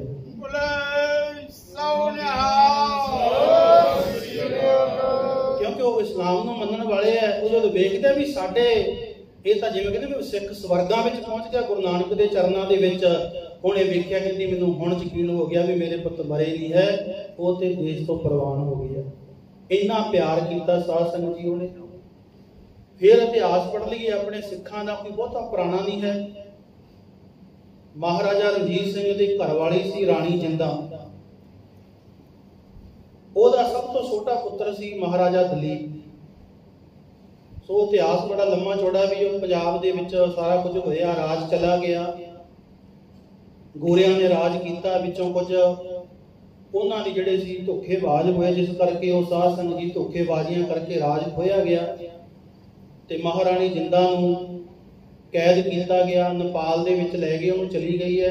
ਤੇ ਉਹਦਾ ਪੁੱਤਰ ਨਿੱਕਾ ਜਿਹਾ ਹੀ ਦਲੀਪ, ਉਹਨੂੰ ਇੰਗਲੈਂਡ ਲੈ ਗਏ ਆ ਗੋਰੇ। ਤੇ ਉੱਥੇ ਈਸਾਈਆਂ ਦੇ ਘਰ ਵਿੱਚ ਉਹਦਾ ਰਹਿਣਾ ਬਹਿਣਾ, ਉਹਨਾਂ ਦੀ ਬੋਲੀ, ਸਾਰਾ ਕੁਝ ਉਹਨਾਂ ਦਾ ਸਿਖਾ ਦਿੱਤਾ।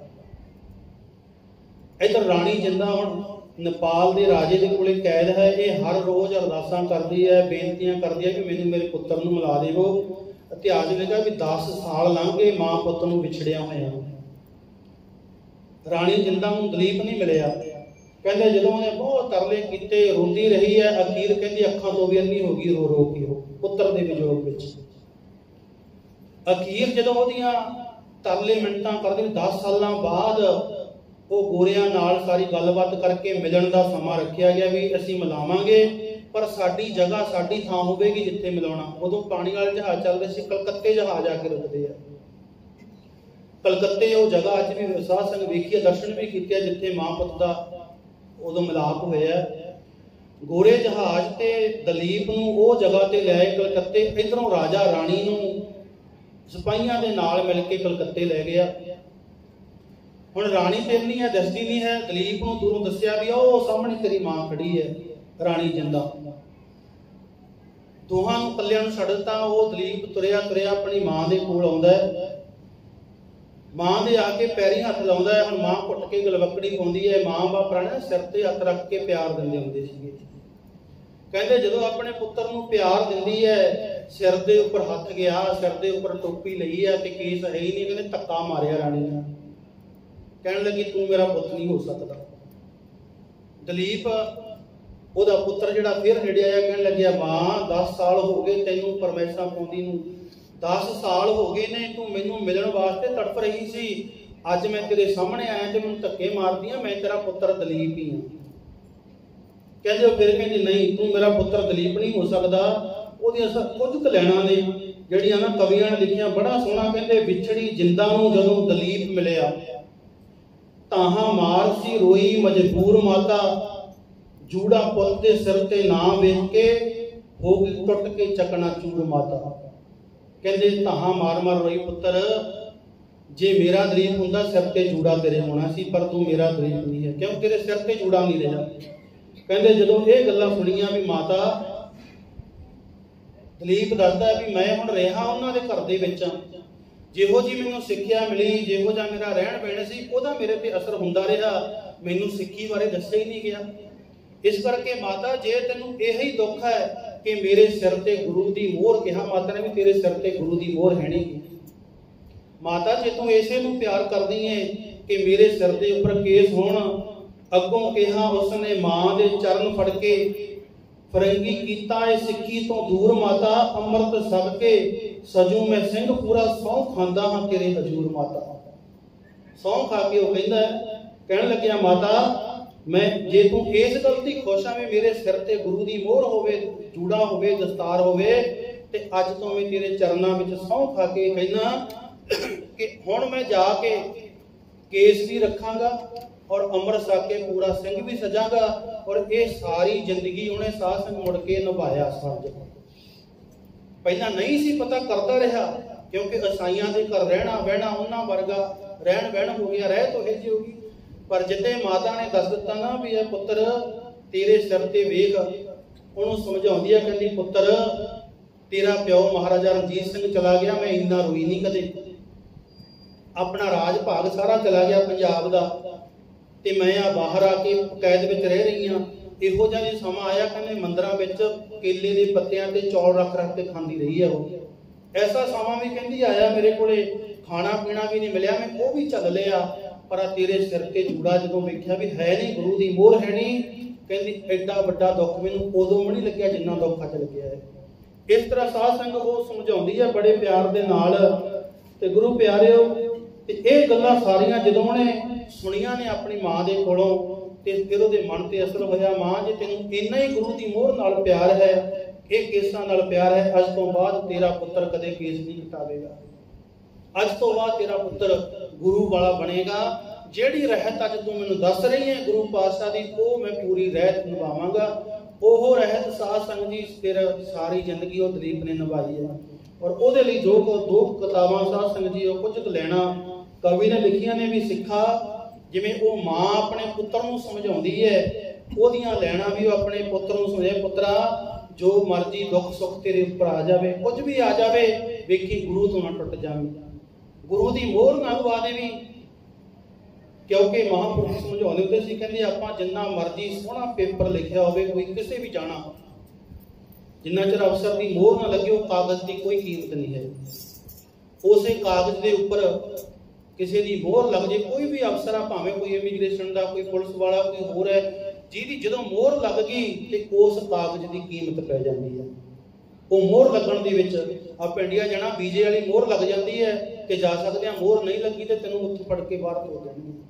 इसे करके महाराज कहते ये तेरे गुरु की मोहर आ तेरे उपर लगी हुई, जिहदे तां मोहर लगी हुई सचखंड विच राह मिल जाएगा, जे मोहर ना लगी हुई उत्थे कागज देख के पिछे मुड़ जाएंगे। इस करके वो समझा रहा है भी ऐ सिखा वेखी किते ये गुरु की मोहर नूं छड्ड के होर पासे ना चला जावीं, इन्हां नूं अपने शरीर तो वख ना कर देवीं।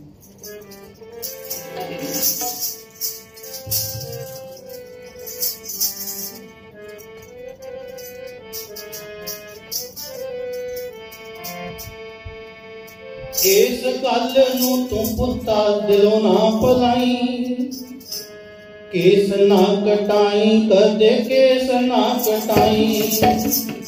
इस गल नूं तू पुत्ता दिलों ना भलाई, केस ना कटाई कदे केस ना कटाई, केस ना कटाई कदे केस ना कटाई। सिक्खी नूं बचाई पुत्ता सिक्खी नूं बचाई, सिक्खी नूं बचाई पुत्ता सिक्खी नूं बचाई। केस ना कटाई कदे केस ना कटाई, केस ना कटाई कदे केस ना कटाई।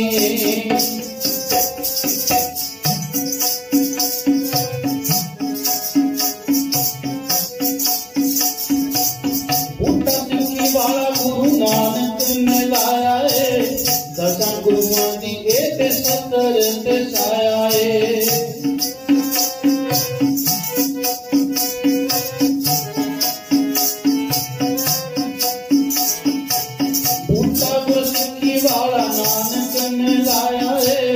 दसां गुरुआं दी ते सत्तर ते छाया है, दसां गुरुआं दी ते सत्तर ते छाया है। केस उठे जे तू सावें सावें जाई, केस ना कटाई कदे केस ना कटाई, केस ना कटाई कदे केस ना कटाई। सिक्खी नूं बचाई सिक्खा सिक्खी नूं बचाई, सिक्खी नूं बचाई सिक्खा सिक्खी नूं बचाई। केस ना कटाई कदे केस केस ना कटाई कदे केस ना कटाई।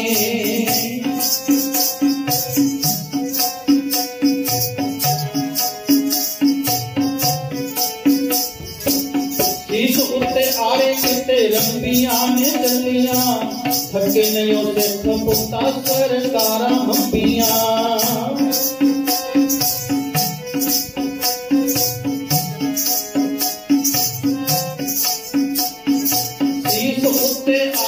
किते चलियां ने रंबियां थके नहीं सिख पुत सरकारा हंबियां। थके नहीं सिख पुत सरकारा हंबियां। सिखी ते सिद्ध तू आसना नवाई। सिखी ते सिद्ध तू आसना नवाई। केस ना कटाई कदे केस ना कटाई। केस ना कटाई कदे केस ना कटाई। सिक्खी नूं बचाई सिखा सिक्खी नूं बचाई। सिक्खी नूं बचाई सिखा सिक्खी नूं बचाई। केस ना कटाई कदे केस ना कटाई। केस ना कटाई कदे केस ना कटाई।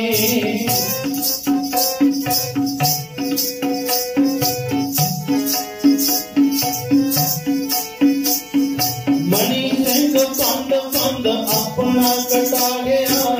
चढ़ के चार खड़ी शहीदी सिंह पा गया। मणि सिंह पंद पंद अपना कटा गया। चढ़ के चार खड़ी शहीदी सिंह पा गया। चढ़ के चार खड़ी शहीदी सिंह पा गया। मौत नूं आखे मैनू ना मिलाई। मौत नूं आखे मैनू गुरु ना मिलाई। केस ना कटाई कदे केस ना कटाई। केस ना कटाई कदे केस ना कटाई। इस गल नूं तू सिखा मनो ना पताई। इस गल नूं तू सिखा मनो ना पताई। केस ना कटाई कदे केस ना कटाई। केस ना कटाई कदे केस ना कटाई। सिक्खी नूं बचाई सिखा सिक्खी नूं बचाई। सिक्खी नूं बचाई सिखा सिक्खी नूं बचाई। केस ना कटाई कदे केस ना कटाई। केस ना कटाई कदे केस ना कटाई। केस ना कटाई कदे केस ना कटाई। इस अपने पुत्र नूं दित्ती है पुत्र एक गुरु की मोहर है। वेखी इहनूं ना कदे गवा देवो। एक निक्का जिहा जाकर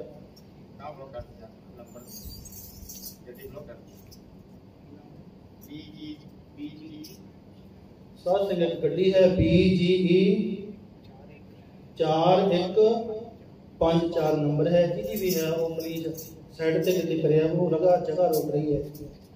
ते सात संगत जी इस तरह माता ने अपने पुत्र नूं समझाया है पुत्र एक गुरु दी मोहर आ केस वेखी इन्हां तो कदे दूर ना हो जावी। इस तरह सात संगत ने निक्का जिहा जिक्र आपां करके उस बाद समाप्ति वल जाने हैं। महाराणा प्रताप सिंह होए वो बड़ा तकड़ा राजा सी। कीर ओदा युद्ध होया और दिल्ली दे विच सिकंदर लोधी दा इन्हां दे राज होए ने। वो हार के जंगलां दे विच चला गया। जंगलां दे विच कई दिन भुखा ध्याड़ा रहा और उत्थे रहिंदियां रहिंदियां साध संगत जी वो भुख ते हुण लगदी है बंदे नूं। कई दिन हो गए भुखा है। कहंदे एक आजड़ी मिलिया उहनूं। आजड़ी हुंदा जिहड़ा किसी दियां मੱਝਾਂ ਬੱਕਰੀਆਂ चारदा हो ਉਹਦੀਆਂ ਆਪਦੀਆਂ नहीं ਹੁੰਦੀਆਂ पर किसी ਦਾ नौकर ਹੁੰਦਾ। आजड़ी मिलिया ਉਹਦੇ ਕੋਲੋਂ ਉਹਨੇ ਦੁੱਧ ਮੰਗਿਆ ਤੇ ਉਹਨੇ ਦੁੱਧ ਚੋ ਕੇ ਮੱਝਾਂ ਦਾ ਗਾਵਾਂ ਦਾ ਜੋ ਵੀ ਉਹਦੇ ਕੋਲੇ ਉਸ ਟਾਈਮ ਮਿਲਿਆ ਤੇ ਦੇ ਦਿੱਤਾ। महाराणा प्रताप सिंह ने दुੱਧ पीता ਤੇ ਬਾਅਦ ਵਿੱਚ ਬੜਾ ਖੁਸ਼ ਹੋਇਆ। ਕਹਿਣ ਲੱਗਿਆ ਆਜੜੀ ਨੂੰ ਵੀ ਤੂੰ ਮੰਗ ਕੀ ਮੰਗਦਾ ਹੈ। ਉਹਦੇ ਦਸਤਾਰ ਬਹੁਤ ਸੋਹਣੀ ਬੰਨੀ ਹੋਈ ਹੈ। कहते आजड़ी नूं पग दस्तार बहुत सोहनी लगी महाराणा प्रताप सिंह दी। कहण लगे आजड़ी भी आ तेरी जिहड़ी दस्तार है मैनूं इह दे दे। महाराणा कहंदा भी हुण देना तां पवेगा। मैं तेरे नाल वादा कीता भी जो मंगेगा देवांगा पर एक गल याद रखी ये दस्तार दे पिछे इतिहास बड़ा लंबा है। कहण लग्या ये दस्तार दे पिछे मैं दिल्लीओं हार के आया जे किते मैं अपना सिर उत्थे झुका दिंदा ते मैनूं आ जंगलां 'च नहीं सी होना पैंदा। भाव की है, मेरी दस्तार दिल्ली दे राज अगे झुकी नहीं है। मैं सब कुछ छड्ड के ते आ गया, पर मैं अपना सिर नहीं झुकाया। क्यों? क्योंकि मेरे सिर ते दस्तार गुरु दी बन्नी हुई सी। ये थां थां ते नहीं झुकदी गुरु दा सिर, पग बन्नी होवे ते थां थां ते झुकदा फिरे। गोर मड़ी मट भूल ना मन, गुरु पातशाह ने कहा होया। कहन लग्या भी इसे करके भी पग ते ले जा, पर पग बन के किसी दे अगे जालम अगे सिर ना झुकाई। महाराणी ने प्रताप ने पग दी, हाजरी ले गया घर जाके वो पग बंधा बड़े शौक नाल।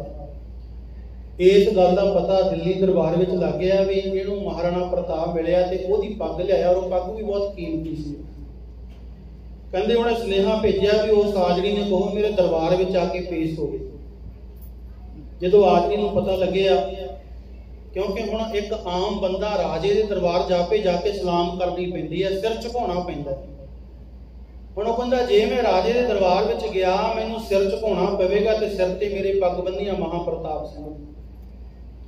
कहंदे उहने की कीता, अपना एक चिट्ठी लिखी, जिहड़ा आया सी ओहदा अहलकार सिपाही ਉਹਨੂੰ चिट्ठी ਦਿੱਤੀ ਤੇ ਆਪਦਾ ਗਲ ਵੱਢ ਕੇ थाली 'ਚ ਰੱਖਤਾ।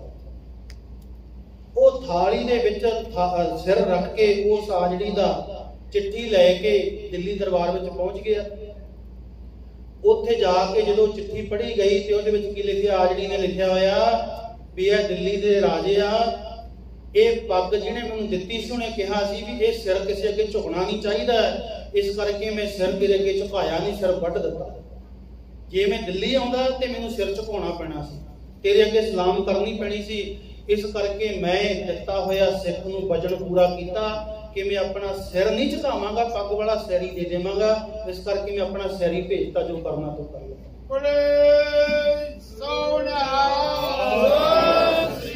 साध संगत जी, इन्हां गल्लां करके महाराज ने इन्हां चीज़ां नूं बहुत प्यार कीता है। सिक्खी दे नाल ये सानू रहत दिती है।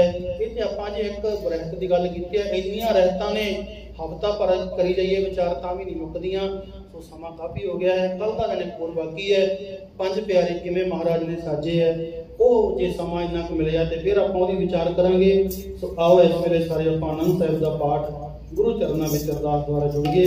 सो इह सतगुरु किरपा करे भी दिन मनाए साडे तां सफले आ।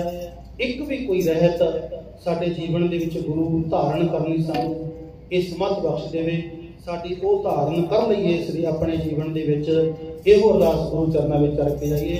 पढ़ के फिर आप अपने दर्शन देने। जी आया नूं सारिआं नूं आखे जांदे जी राम कली महला तीजा। आनंद ओंकार सतगुर प्रसाद, आनंद पया मेरी माए, सतगुरु मैं पाया, सतगुर ता पाया, सहज सेठी मन वजिया, राज रतन परवार परिया शबद गावन, सब दो सगावो हरि तेरा मन जमीन, नानक नंद होआ सतगुरु मैं, तेरे मन मेरा तू सदा रहो हर नाल, हर नाल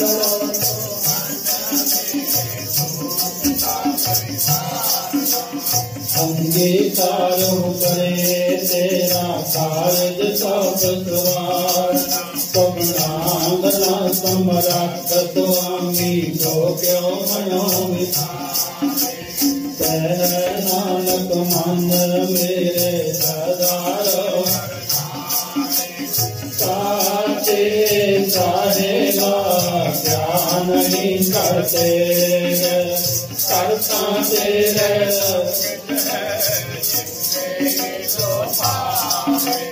सदा सिद्ध सलाह तेरी नाम मन वसावे, नाम जिनके मन वसरा, नानक सच्चे साहिब क्या नहीं करते रे, सच्चा नाम मेरा आज नाम आधार मेरा जिन दुखा सब गवाया पर शांत सुख मन सदा गुरबाणी साधुर विटों जिया बढ़िया नानक सुनो संतो शब्द तरो प्यारो साचा वाजे पंच तवत कर पाके शब्द वाजे नाराजित कर पंचदूत सदवत गीते लाल कंटक मारया तुर कर्म पाया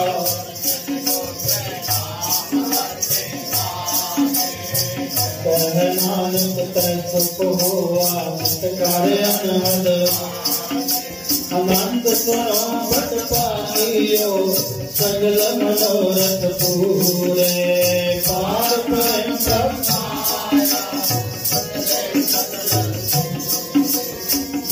रोग संतापित सोनी सच्ची पानी संत साजन सुनते पवित्र कहते पवित्र सतगुर गया दिनवंत नानक गुर चरण राखे वाजे पवन गुरु पाणी पिता माता करत महात दिवस रात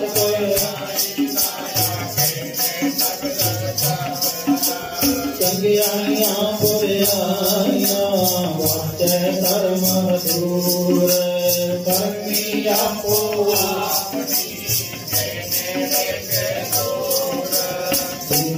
नाम से आया सत्य काल नानक सेवक उजले खेती छुट्टी जिन्नी नाम से आया प्रेम सत्य काल नानक सेवक उजले खेती छुट्टी नाद